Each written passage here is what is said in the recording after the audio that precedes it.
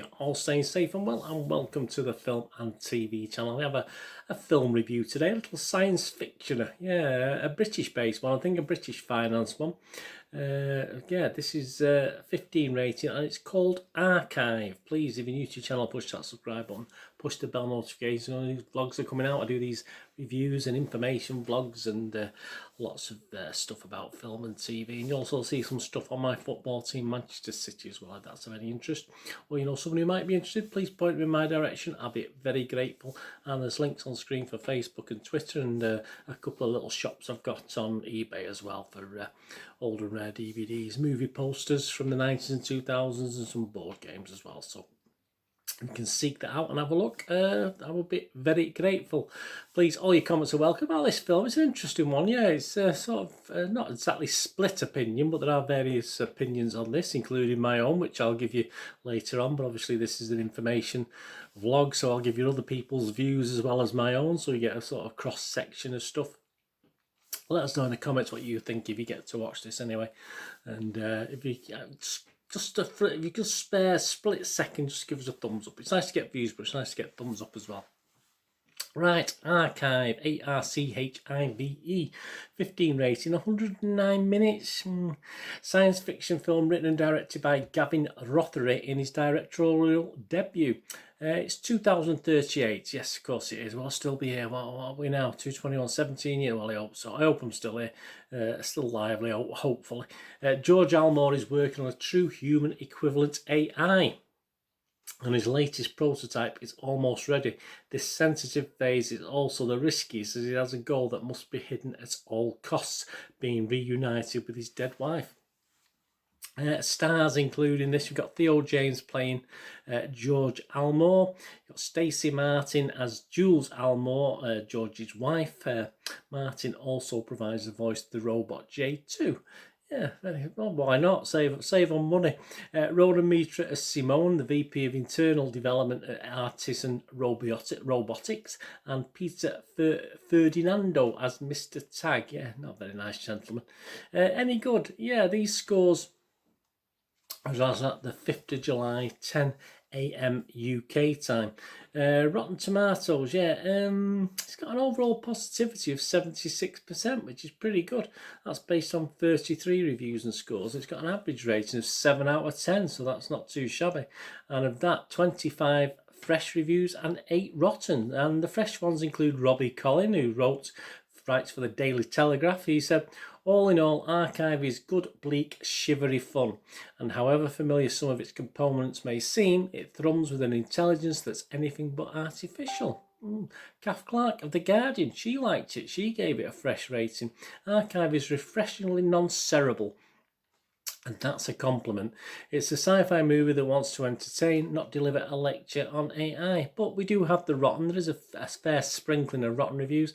Nate Adams from The Only Critic wrote, the only reason to see this movie is because it's beautifully shot by Laurie Rose and has Oscar-winning composer Stephen Price dropping some slick beats.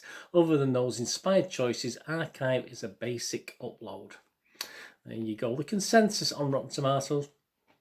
Archive executes its fairly basic program efficiently, offering sci-fi fans an engaging meditation on love and human nature. Oh, bless. Sounds nice, doesn't it? Rotten Tomato users, they're not too bad. They're 65% positivity, and it's scoring 3.5 out of 5. So again, that equates to a 7 out of 10. So it's very similar to the critics.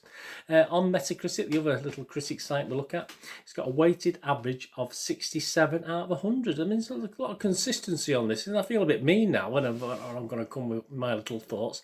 That's just based on 6 critics, so not too many, but there's 5 positive and 1 mixed, and it scored anywhere from 60 out of 100 to 100 out of 100. Well, I don't believe them for 1 minute. Nothing gets 10 out of 10, does it? Polygon's Tasha Robinson, she gave it 76 out of 100 and said it's highly competent throughout and outright brilliant at times, but it lacks a necessary level of connection with the real world, and by the end it's lost track even of its own hard-earned but fragile sense of emotion. Well, what about Joe Public? What about you and me, the guys, the ordinary guys on the street, guys and gals on the street? Internet Movie Database, yeah, 15,022 scores have been left in reviews, an average of 6.4 out of 10. So again, up there over 6, well over 6, like most of the other scores I've read out today. That's 11,552 scores of 6 or more. That's 77% positivity.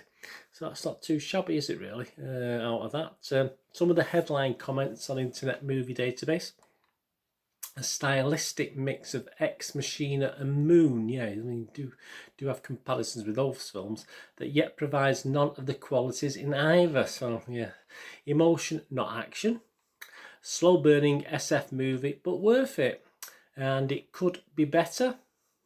Cleverly and artfully presented, yes. But as I said, most positives. There's more positives than negatives. And as for Bernard, well, here we go. Yeah, I mean, there are, I think it said there, into the other sci-fi films mentioned, Ex Machina, Moon, stuff like that. I mean, it's there's plenty of other sort of AI movies very similar in a way to this, or there's little plots taken from here and there all over the place and added to this film. But one of the main problems for me, not to be honest with you, is the length. It's far too long. It's far too long for what you get in it. And another big problem for me was the lead. I don't think he was great in it, and I don't think he's very watchable, or he just doesn't. The chemistry didn't work. Him with his wife didn't quite work. He just didn't sort of work for me. I didn't sort of grow to sort of like him as the film went on. I just felt bit meh towards him, to be honest with you, but I think that's a bit of a weakness in the film, because obviously watchability depends on the main character, and seeing he's pretty much on the screen all the time. If you don't like him, then we're struggling a bit. I did enjoy the robots. There's obviously there's robots in it, and it was them that brought out a little bit of emotion or empathy in the film for me. I certainly didn't like the lead character, but I did enjoy the robots in little parts, and I felt very sad at times when I was watching the robots. And I thought all the way through, I thought this is a typical film that was okay. It was okay to watch. It was all right. It kept me watching, but would be ruined by the ending. But that was okay. The ending was okay. Some people didn't like it. Some people did, but I thought it was okay because it did keep my interest, despite the dislikes of the lead, obviously, and the length that I mentioned earlier. So even though it was long, I did watch it in a couple of bits. This one, I watched a streaming of it, and I did watch it in a couple of parts. So that probably helped, but it did feel a bit too long. It's sort of, for me anyway, as a science fiction and a British one, it's not bad. It isn't bad, but it's not quite right. A few little tweaks, and it could have been very much better. So I am going to give it a watchable rating. I was going to sit on the fence and give it a 5.5, but I'm just going to give it a 6 out of 10 because I think I've took account of some of the other reviews there, and I've read through some of them, and I have to agree. And I thought, well, yeah, my initial thing was a bit mean, and I think it is okay. It could be better.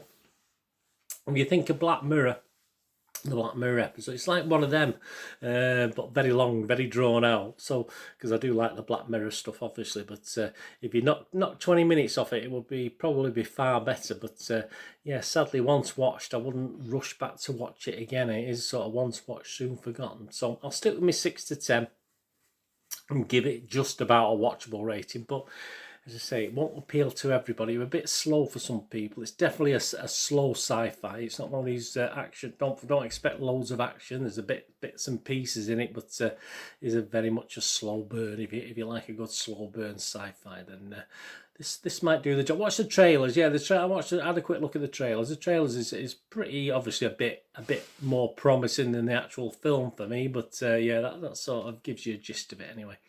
Anyway, thanks for watching. What are you going to do the rest of the day? Have a great one. Look after yourselves, look after your friends, look after your families. More importantly, let's all look after each other. Till we meet here again on the Film and TV channel, or perhaps have a flit across, have a look at my Citizen channel, my football channel. I only ask one thing: stay safe, everyone. Thanks for watching. Bye for now.